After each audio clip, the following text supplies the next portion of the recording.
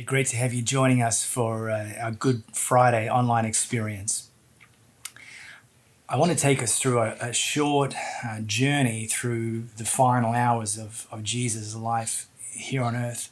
And this might be a story that's familiar to some of you and maybe completely unfamiliar to some of you.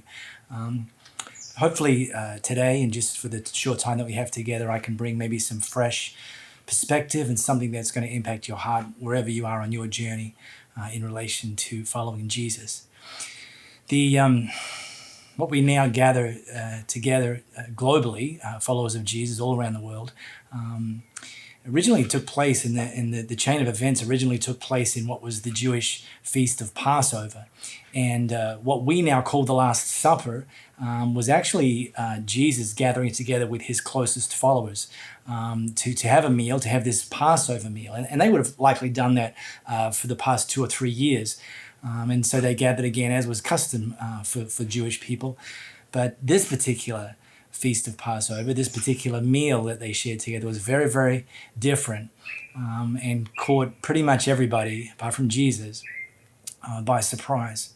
So they were having the meal. Everything was traditional, standard, kind of as you'd expect. And at one point during the meal, one of Jesus' chosen 12, Judas, a guy named Judas, kind of scooched off from the meal.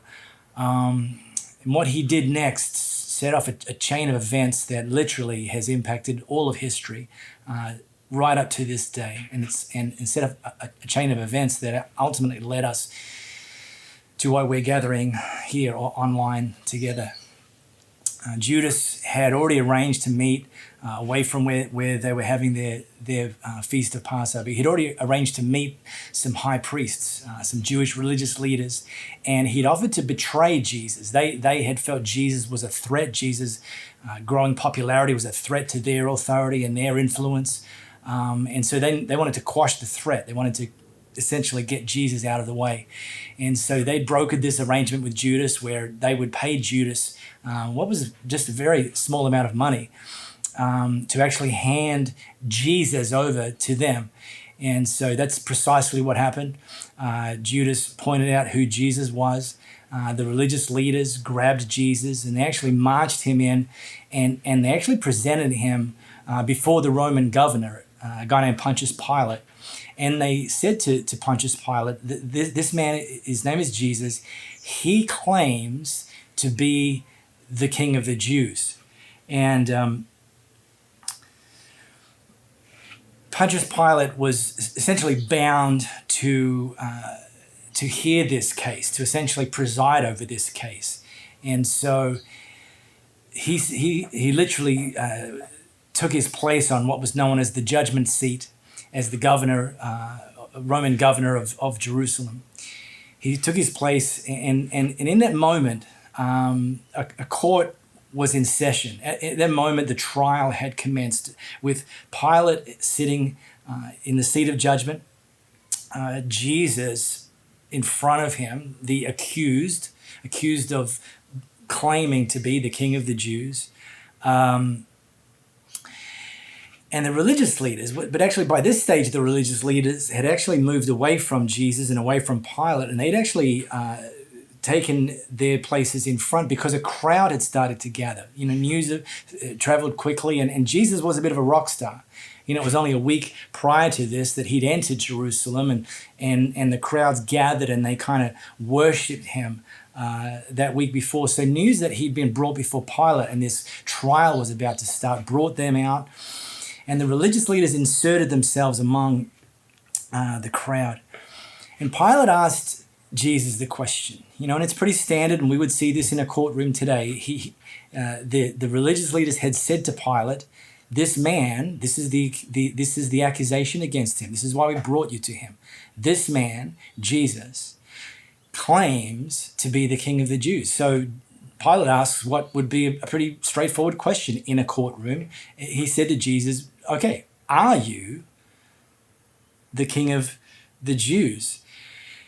And see, Pilate, as the Roman governor, he was kind of facing staring down the barrel of a checkmate situation, because in the Roman Empire, which was vast and sprawling, they had taken over countries, they'd taken over regions, and they had essentially absorbed all of those countries and absorbed all of those regions into the Roman Empire. So what was once other colonies, other regions, other countries called by name with their own rulers and their own government, they were now part of the Roman Empire. And the head of this Roman Empire was Caesar, back in Rome.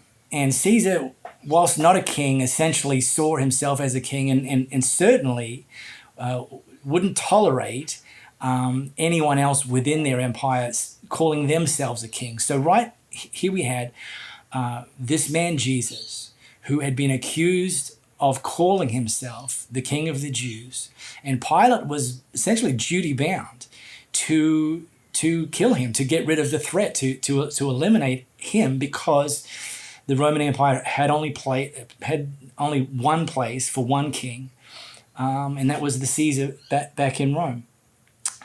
But at the same time, Pilate wasn't sure that Jesus was a threat. He wasn't sure himself that Jesus was guilty of this crime. And so he quickly figured a way out. It was customary every year, or tradition every year, for the Roman governor to release one of the prisoners, essentially pardon one of the prisoners that was held captive at the time, to pardon them and release them. But the person chosen to be released was actually to be chosen by the crowd, and that had happened every year. And so what Pilate thought to do is rather than him make the decision, he essentially decided he was going to abdicate that responsibility and put that responsibility out to the crowd. So he called for one of the most infamous criminals, a criminal that would have been known to the people in that area, a man named Barabbas.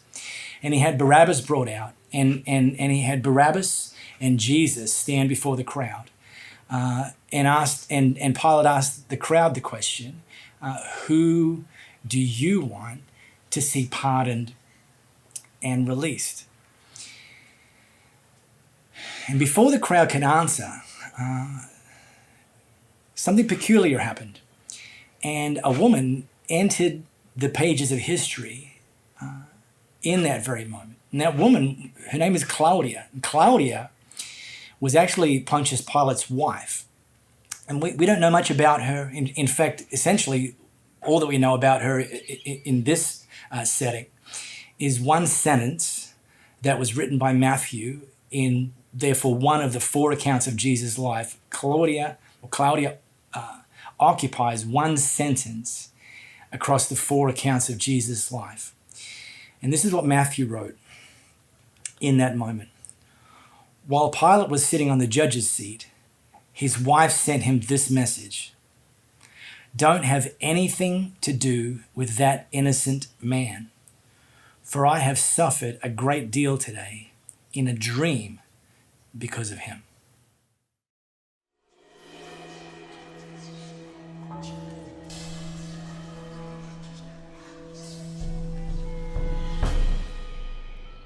It was just a nightmare.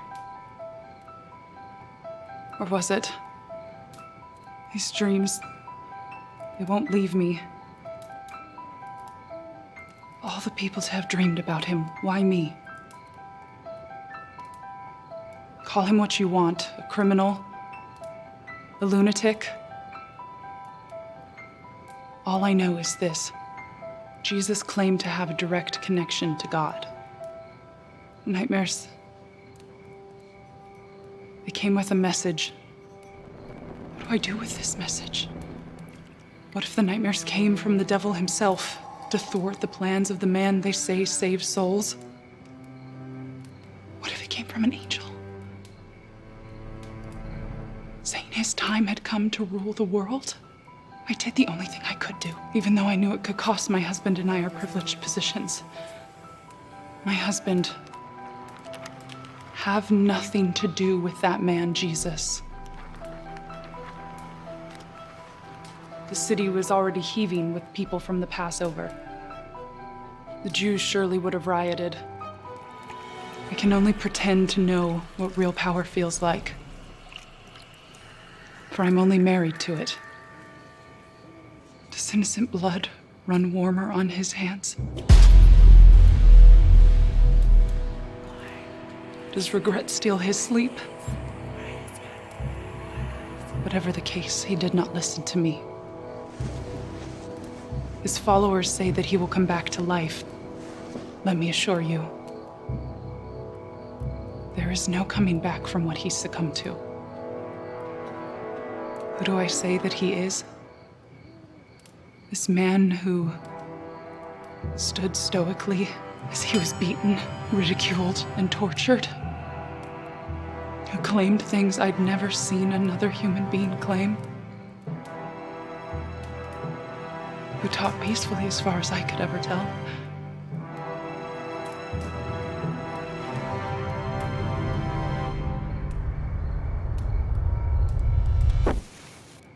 I have no idea who he was. But it doesn't matter. He's dead.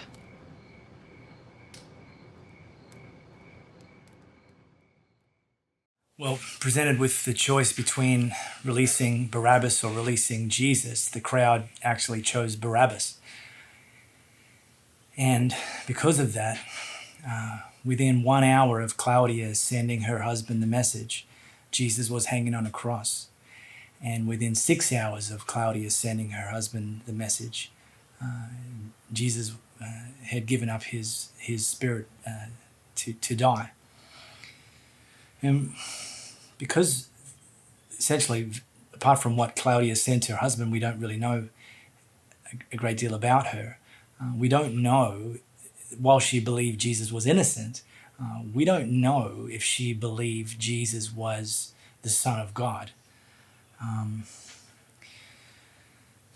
But in my experience, it's impossible to have an encounter with Jesus and ignore the question that he asks, which is, who do you say I am? And that's a question he first asked his followers. He asked them, well, what are people saying about me? What's the talk of the town? Who are they saying I am? And then he asked the 12, well, okay, if that's what they are saying I am, but who do you say I am? And Simon Peter, pretty activistic guy, he kind of put his hand up as the spokesperson for the 12, and he said, well, I believe you are the Christ, the Messiah, the Son of the living God. And it's a question that I was confronted with when I was 24, and the question, who do you say Jesus is? And I answered that question. I answered that question on a Monday night here in Perth with a group of 20-somethings, and the question was asked of me, who do you say Jesus is? And I found myself firmly believing and declaring that I believe Jesus is the Son of God. And that's a question I'm asking of you today. Wherever you are on your journey, however close you are to Jesus, who do you say he is? And essentially, there's three answers to the question. Is he the Son of God? Well, there's three answers. The answer, no, I don't believe he's the Son of God.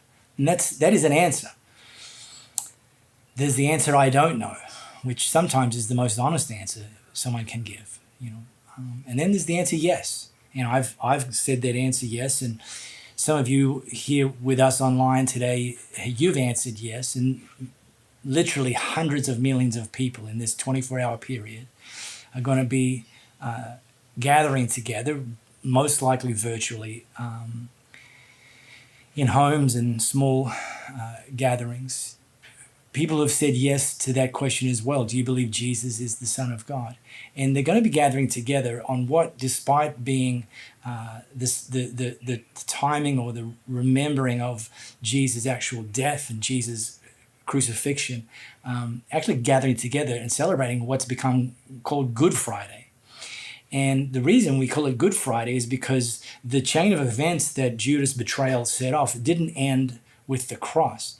And they actually didn't end at all. They actually went on into an eternal reality when Jesus 3 days later rose from the grave and conquered death.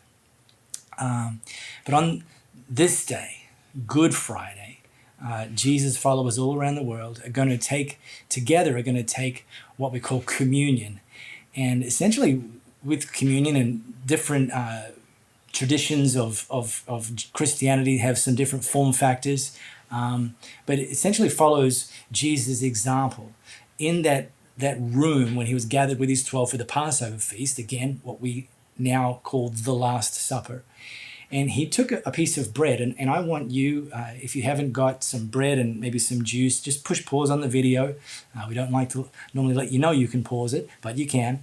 And just go and fetch some cracker or a bit of bread for whoever's gathered with you, and maybe a little bit of juice. And let's just take a moment, or a few moments actually, to have that together. And what Jesus asked of us and encourages us to do is with the bread or the cracker, when we take that, to actually pause and reflect on what this symbolizes, that this symbolizes his body that was actually given up, that was actually sacrificed for us, that his death made it possible for us to ultimately have our sins forgiven and have a relationship with God. And then some juice or some wine or some, something that what it represents is Jesus' blood that was also shed on the cross. And what we're going to do now is we're going to roll a video. And I'm going to be honest, it goes for 4 minutes and 43 seconds. And I don't think that's a long time. In fact, we've deliberately chosen this video because actually, very uniquely, we don't have to go anywhere. We don't have to leave the place that we're gathered, wherever you are. And so I wanted for us to take this opportunity, very unique opportunity, to really just sink into this, really lean into this, really just take the 4 or so minutes while this video is playing and just tell Jesus what you're thankful for. Just allow him to remind you of how significant what he's done has made possible for you. And any time during this video, you just eat that bread or cracker and you just drink that juice in your own time. And just give thanks, thank him, express your gratitude, and then we'll come back.